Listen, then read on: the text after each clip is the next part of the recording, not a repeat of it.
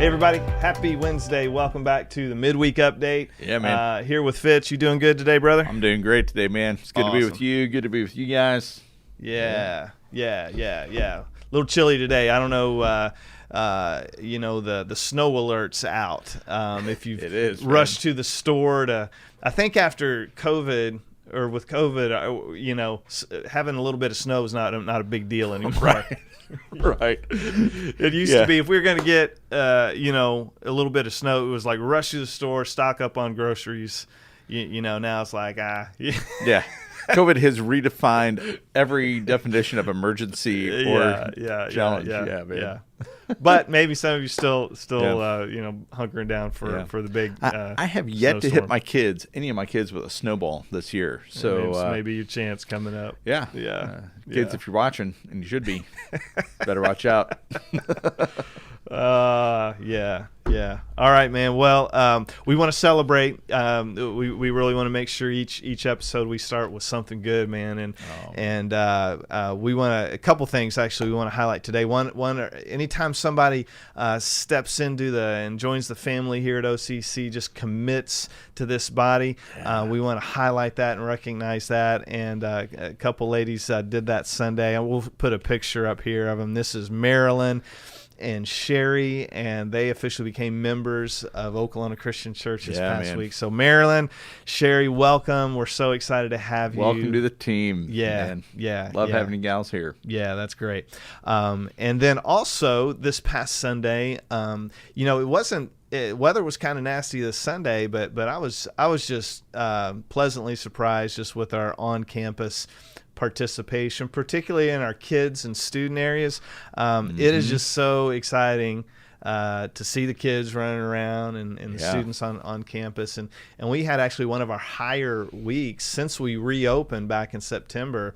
And so our more highly attended week with our kids and students since we reopened. So just excited about that. Kudos to everybody who showed up, because it was chilly and rainy and it was not a beautiful morning.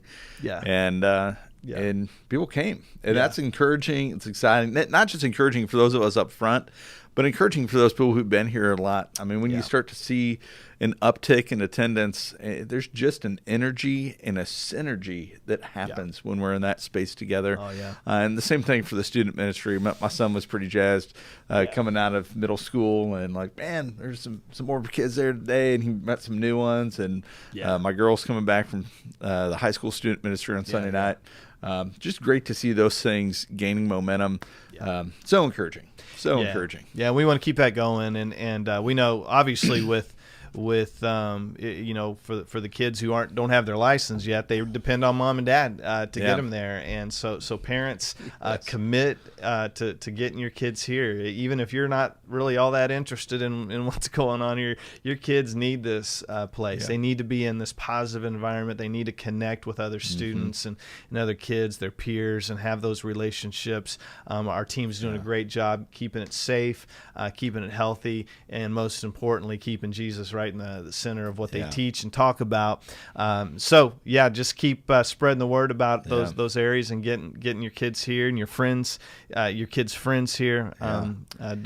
What your kids and their friends and our students gain from being here is well worth the cost of being that unpaid Uber driver for them. I mean, it's it is worth the effort, and your kids are going to thank you down the road. Absolutely. Yeah.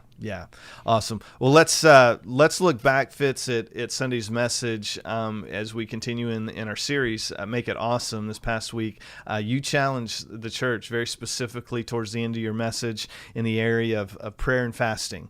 And so let's watch that clip real quick, and then we're going to talk about that. So here's the clip from Sunday.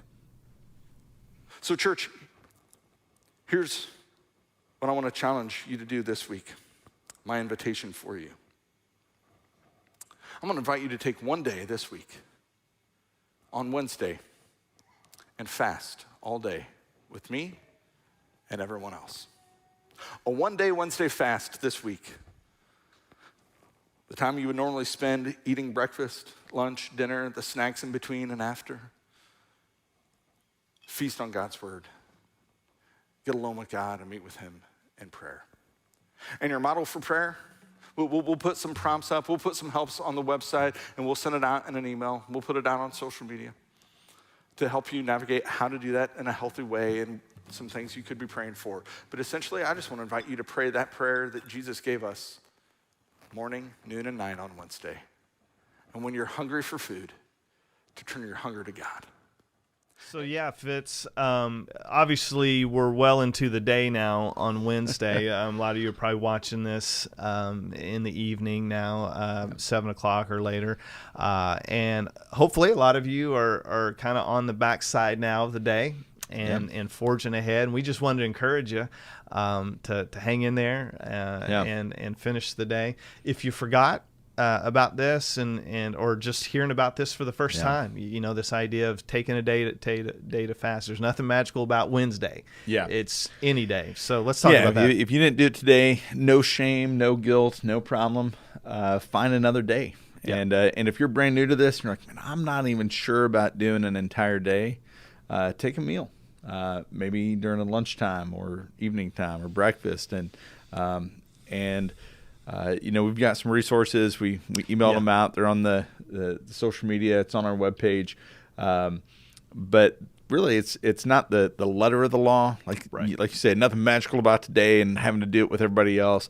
I know one of our small groups actually started the fast last evening because they're meeting together tonight, and they wanted to celebrate the fast by breaking the fast together and sharing a meal at the end of it.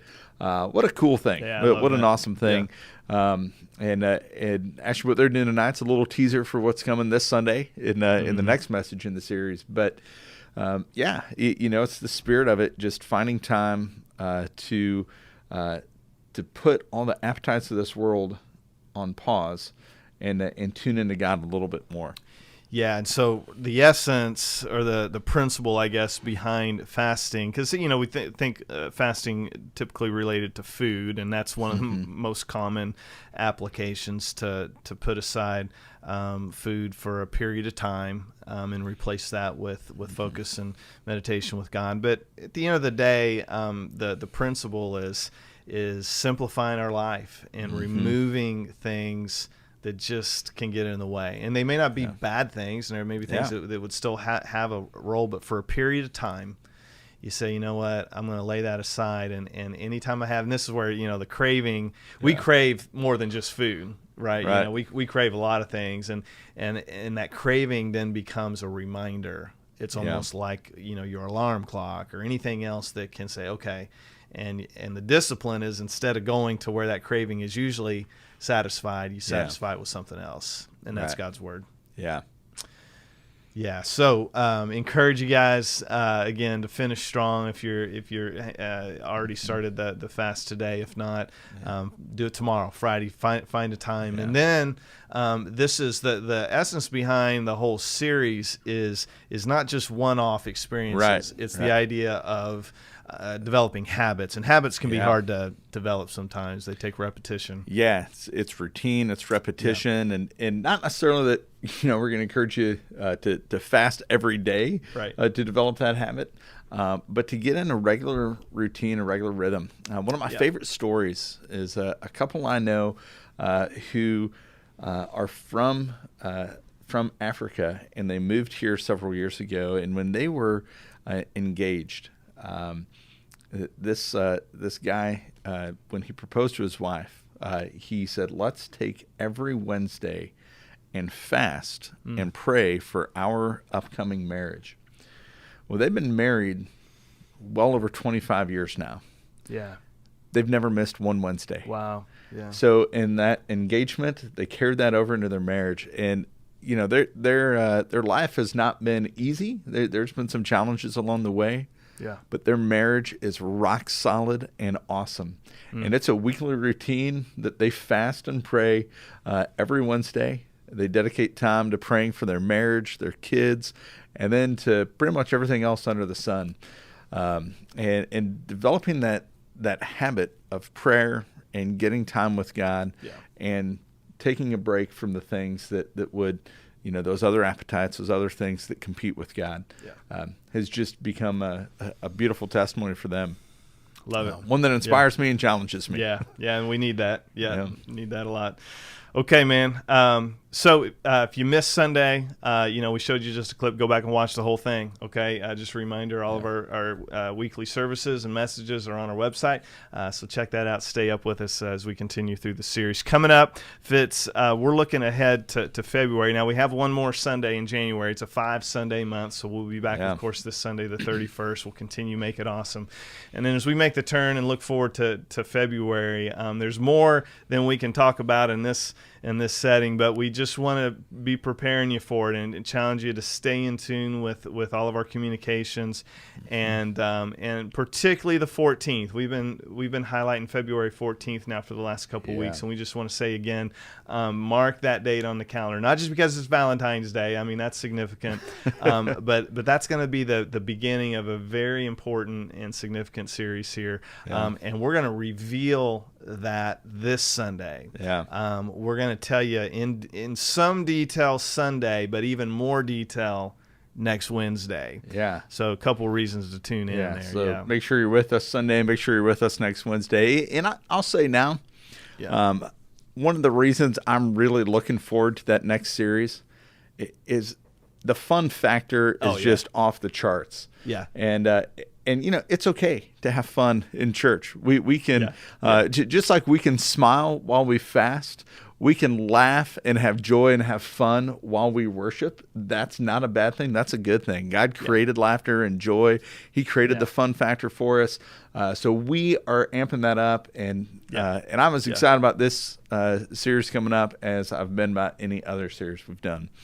And I can say pretty confidently, Fitz, when I think back to, we get feedback, mostly unsolicited at time, and we appreciate that. I would say one of the common points of feedback over the years for me is, man, I wish we could just have a little bit more fun. We take ourselves too serious around here. What I don't hear, I don't know if I've ever heard anybody say this, I wish we were just a little bit more serious. I think it's usually because we just need it. Some need it more than others, but it's important to know that the house of the Lord, Sunday mornings, Wednesday night, whenever it is, we can laugh, we can enjoy life, and we can tap into some things that can teach us that we never realized, and those are just hints. At sacred doesn't have to always mean solemn. Exactly. And, So if you have thought of church and think church should be a certain way, kind of in a box, solemn, kids don't run, kids be quiet, don't laugh, you may not be into this, but for the rest of you, you're going to love it. And tune in next Wednesday and we'll help you understand. So hang tight few more days, you'll get a better picture of that. But stay on our website. One of the things that lines up right around that same time is Ash Wednesday on the 17th and the launch of Lent, and we're going to have some great resources for your family. To experience each day leading up to Easter, and so look forward to that. That was such a great service last year. Looking forward to it again this year. So just a lot coming up in February for kids, for students, for adults, for families, all of it. So looking forward to that. Thanks for being with us once again, and you guys have a great rest of the week. We will see you at 9:30 or 11 this Sunday. Go make it awesome.